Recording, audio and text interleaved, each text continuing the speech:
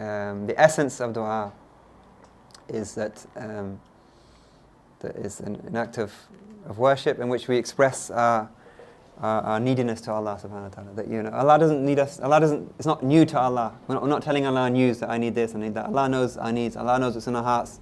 But expressing that and asking that is an act of worship in itself.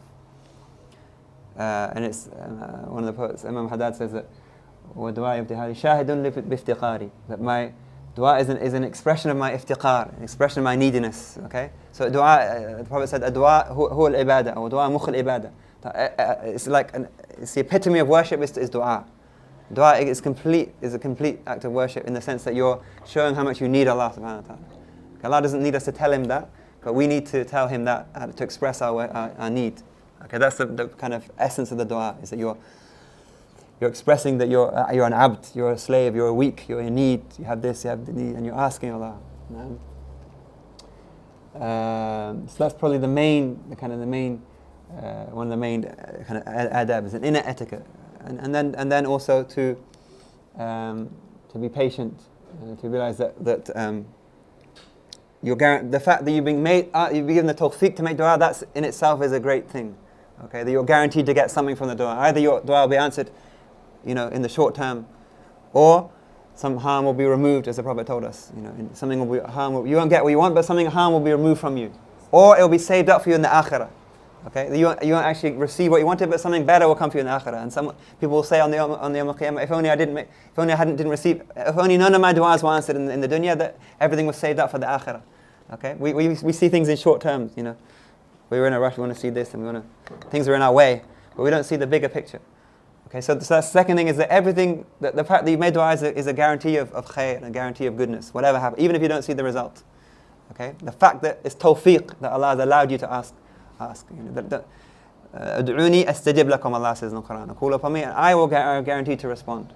So if you've done the first part, the second part is guaranteed. Okay, but the fact that you've been given the ability to do the first part, that's a huge blessing in itself.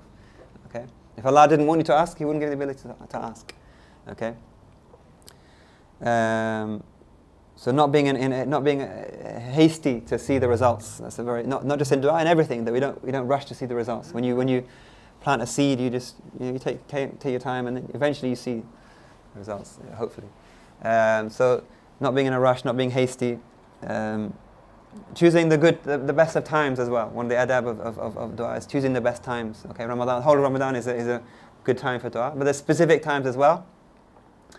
And one of the beauties of Ramadan is that we're almost forced to ask Allah the best. We're aware, we're awake, we're aware of those times. Okay, so just before Maghrib, outside of Ramadan, would you be making dua just before Maghrib? You should be, but probably you wouldn't in reality. You might be, but you probably wouldn't. Making the dua and istighfar, and inshallah we'll do that tonight. But in Ramadan, because you're so keen to eat and to break your fast, you're actually forced to be there. Okay, at suhoor as well. Okay, that's a time for dua. Normally, we're not normally awake before Fajr, but that is a time for dua. Okay, that's one of the best times of dua. They say the arrows of the night never miss the target. The time that the last hour before, a few minutes, whatever, before Fajr, that's the time for dua. And if you really have a need and you really want it that bad, wake up at that time and ask Allah for it. There's other times in the day. Those are important times. There's times in the week. Jummah. Prophet ﷺ said that there's a time on Jummah that if you it's like hitting the jackpot again. If you ask at that time, but it's hidden. If you ask that time, your dua is answered, but we don't know when it is. So there's like 40 different opinions of when it is. Some say it's when the khatib is on the minbar. Some say it's the last hour before Maghrib on Jummah. Say Fatima, that was her practice. Fatima Zahra was to make dua at that time. Spend that last hour or last time making dua, so Jummah, and then obviously the blessed days and blessed times, Laylatul Qadr and so on, and Eid, night of Eid. Dua that's the times. There's a dua of there's certain etiquettes, of such as beginning with praising Allah and salat upon the Prophet sallallahu alaihi wasallam. These are important etiquettes. Alhamdulillah wa sallallahu ala sayyidina Muhammad, and then finishing with salat on the Prophet sallallahu alaihi wasallam. And they say that Allah accepts our salah. Because we're not even doing. We're saying Allahumma salli ala sayyidina Muhammad. We're not even doing. We're asking Allah to do it for us, so it's going to be accepted. that's accepted, okay? And if you end with it, that's accepted. So Allah is too generous to refuse what's between the two things. Okay. Okay. Well, you say Allahumma salli ala Sayyidina Muhammad. Allah give me forgiveness. No, Allahumma salli ala Sayyidina Muhammad. Allah accepts the first thing and the third thing, but He's not going to reject what's in the middle, because it's sandwiched between, the salah from the Prophet sallallahu alaihi wasallam. So one of the etiquettes is salah from the Prophet sallallahu alaihi wasallam, at the beginning, at the end, and in the middle even. So that's a means for our dua to be accepted. It's a sunnah to raise the hands. So, and there's a lot more to say, but generally, and it's also what to ask for. The Prophet said, don't ask for something which is harmful, which is cutting off relations. Ask something which is good. Obviously, that's that kind of, we wouldn't ask for, but don't make dua against people. You can make dua for someone and not against. The Prophet ﷺ, when he was asked to make dua against people, he made dua for them. Okay, so if you have a grudge against someone, just don't pray against them. Pray for them. Pray for their bigayah. Pray that they have goodness. And call upon Allah. One of the other things is to call upon Allah by His names. وَلِلَّهِ الْأَسْمَاءُ الْحُسْنَى فَادْعُوا بِهَا. Allah says. Throughout the Quran we find little kind of pointers about dua. And we have examples of how the prophets made dua. Sayyidina Zakaria, and how the etiquettes they had. We can learn a lot, and that's a whole another topic. But Allah says, call upon me. To Allah belong the beautiful names. Call upon me by those names. Okay. And we're going to mention tonight, inshallah, when we talk about it. But the Prophet ﷺ called upon Allah, Ya Hayyu Ya Qayyum, the night of Badr. So he chose those names specifically. And Allah, in the dua we just been reading, Allah called upon Allah with Afu. And Afu is a beautiful name of Allah subhanahu wa ta'ala. So come to know Allah by how you address Him.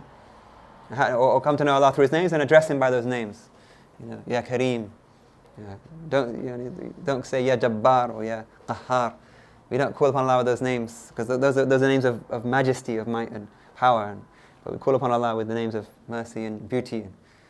So there's a few things. There's many other things in the, we can learn from the du'as of the prophets how they asked Allah. The Prophet said about Yunus, Dunnunun, he said, what a great dua was a dua of Yunus, Dunnunun. No one asks except it's answered for you. And what was his dua? La ilaha illa anta, subhanaka inni kuntu min al-zalimin. Okay, I can't see any dua in that. It just says, there's no God but you.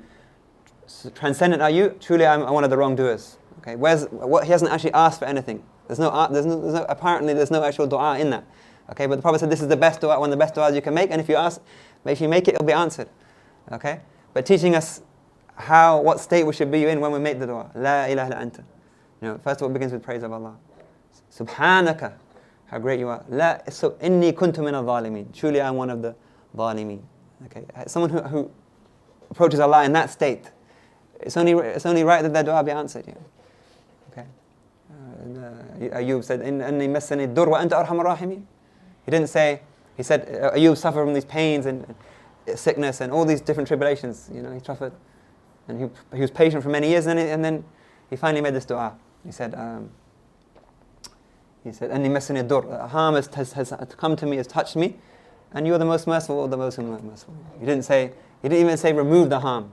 He just said, look, the harm has come, and you're the most merciful. I'm just a complete slave. That's it. The rest is to you. Look at the adab they had in dua. We can learn from these and many other things.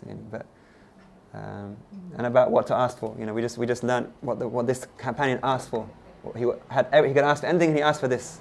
So inshallah, hope that helps. Inshallah, that's just there's a lot more that could be said, and many kind of adab and etiquettes and subtleties of the dua. But inshallah, that was helpful. Inshallah.